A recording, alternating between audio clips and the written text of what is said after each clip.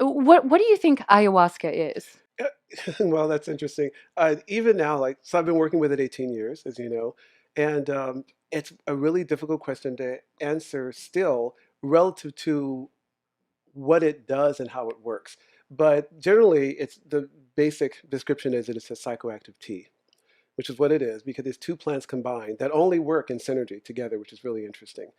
And it consistently, the mystery of it is that it consistently causes what we call spiritual experiences or really deep introspective, I don't know what you call it, like psychological exploration. Like you can really get into the psyche with ayahuasca that you, in a way that you can't with any other entheogen or even substance that I'm aware of. What ways have you seen ayahuasca heal people or even heal yourself? Such a big question. We could spend all day just talking about that. But the short answer is very similar to what you're talking about.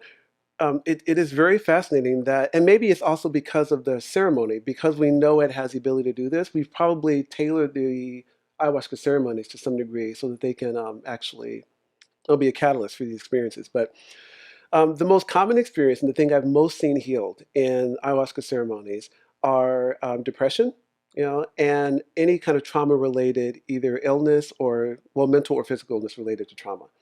And it does it mainly by doing exactly what you just brought up. Somehow it very safely brings people back to the original trauma or back to the origin of whatever the dis-ease is.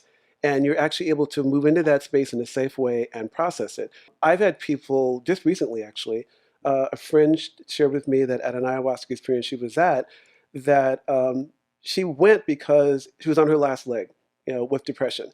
It got to the point where she was barely able to function and she was on all the drugs and various dosages of those drugs. And she finally thought, okay, I'll try this ayahuasca thing. And it's now been 6 months, and she's been completely off all medications and back in the swing of life. And for her, she says, I'm healed.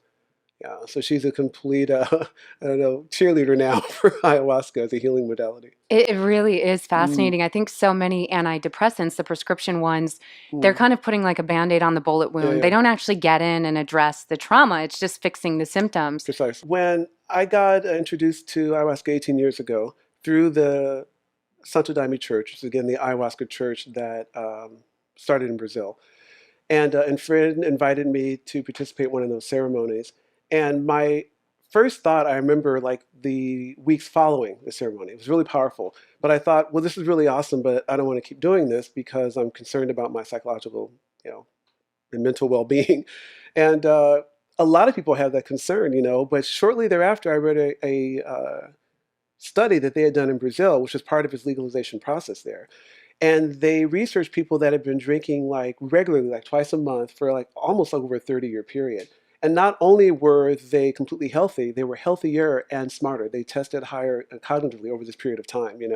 So at that point, I thought, well, that's it, because I'm really interested in this medicine and I'm going to study it. And for me, it's like, yeah, 18 years later, I am definitely a smarter person in terms of being more conscious and the ability to be centered in one's own being, I would call it, and to assimilate information um, has definitely improved, in my life. And I've watched so many people go through this amazing curve, of coming in wounded in various ways, either like physically or traumatically, psychologically. And within like a year of on and off again, going to South America, wherever they're finding access to the medicine, it's profound, the transformation. Yeah, so at some point I thought, that's it. I want to dedicate myself to at least being an advocate. You know, yeah. And having said that, I want to make that clear. Like, I am positively not an advocate for quote unquote drug use. You know, and don't advocate that anybody does anything illegal. At the same time, I realize how ridiculous is it that we have these amazing substances that are actually safe and proven effective, yet we're all cheerleading, alcohol and poisonous pharmaceuticals that are relatively ineffective. Ayahuasca works as a purgatory, meaning it causes you to purge. The most dramatic form is, actually like vomiting, or like in either end. But people also purge emotionally. There's sweating in ceremonies, crying, laughter. Some people start laughing and can't stop, But then later, when they explain what they're experiencing, that was their purge. It was a cathartic experience of this uncontrollable laughter. Maybe that's been suppressed for years. Who knows? But it's definitely working, at least initially, by allowing you to purge whatever it is that is the source of the dis-ease. And I say that really carefully because people are being healed by physical ailments as well. But through my years of working with the medicine, all of that always ends up being connected to going to the source, as you brought up earlier, of whatever is the impetus or the cause of the disease. Yeah. And some shamans call it getting well. And Oh so, yeah, when we you would call it purge, you getting get sick. well. Yeah. Yeah, mainly because you're so nauseous and just uncomfortable by the time that happens. You're so grateful when the purge finally happens. In whatever form it happens, it's like, oh my gosh, thank God. you know. And then suddenly though, for most people, the purge is kind of the apex of the experience in a sense, because everything's been building up to that. And then finally you purge out this thing, and then you're just with the medicine and the ceremony in such a beautiful way because you're no longer processing or fighting this discomfort, basically. Yeah. So that's why it's called getting well. You suddenly feel like, oh my gosh, yeah, you feel fantastic.